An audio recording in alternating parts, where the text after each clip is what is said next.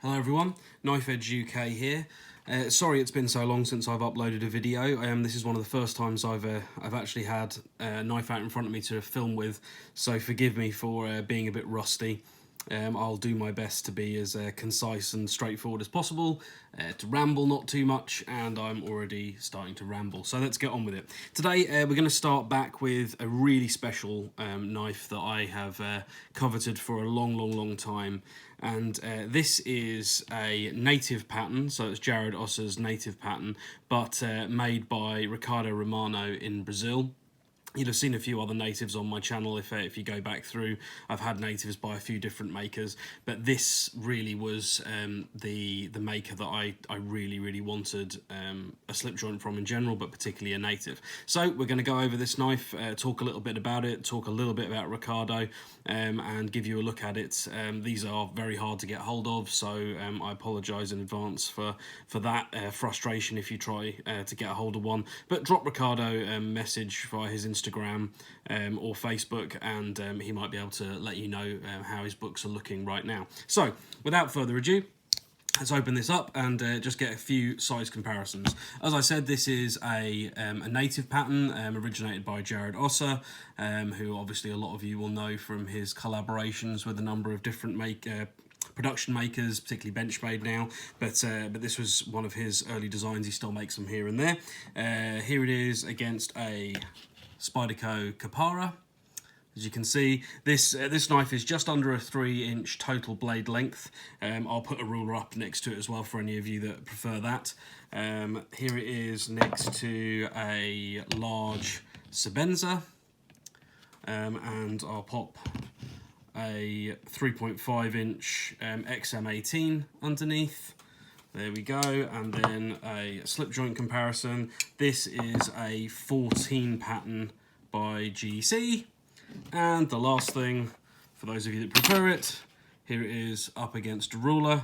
You can see just under 3 inches of blade and around just under 4 inches of handle length. Okay, so what's the composition here? So this is CPM 154 blade, and in a beautiful hand rub satin. As you can see, Ricardo does an incredible job of his hand rub satin. And then the handle scales here are vintage micarta. This is about 30 years old, this micarta. It's beautiful, as you can see. Incidentally, someone commented recently on one of my older videos that I move my hands around too quickly, so that's a very fair point, I think, so I'm going to try and be a bit slower today. You've got a white line of G10 underneath that, then Westinghouse Imperial Shield on both sides. Romano was very kind in doing that for me. Everything else is, I believe the back spring is CPM 154, but I could be wrong about that. Steel liners, beautifully relieved, as you can see.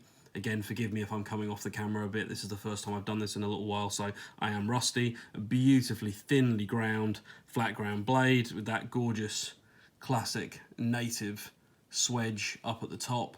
And the way that he puts his nail nick in and the proportions of it are just fantastic.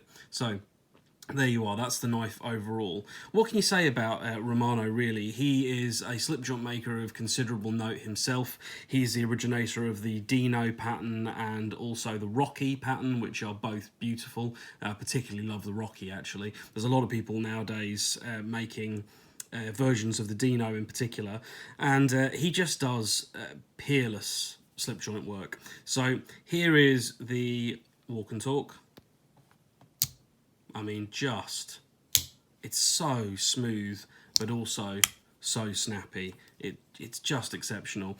I'd love to tell you there was anything. I like to point out, little details that could be improved on knives, but honestly, this is more of a showcase than it is anything else. I just wanted to get this knife out here because there is not enough videos on YouTube showing Romano's absolutely stunning work. I mean, you can see every little detail on this knife is just, I mean, it's flawless. In the open position, it is completely and totally flush. In the middle, half stop, it's also completely flush. And, hey presto, the same in the closed position. In the hand, Obviously, if you've ever handled an Ossa native, you know that they are exceptionally comfortable in hand, work well on an overhand pinch grip. I mean, I won't lie, this is hardly going to be a knife that I'm going to do an awful lot of work with. It's more of just a beautiful collection piece, to be honest. But there you go. I don't know what else I can say about it, really. The materials are absolutely stunning. Ricardo's amazing to work with. The knife is perfectly made in every way. There's just nothing negative to say. It's so well done.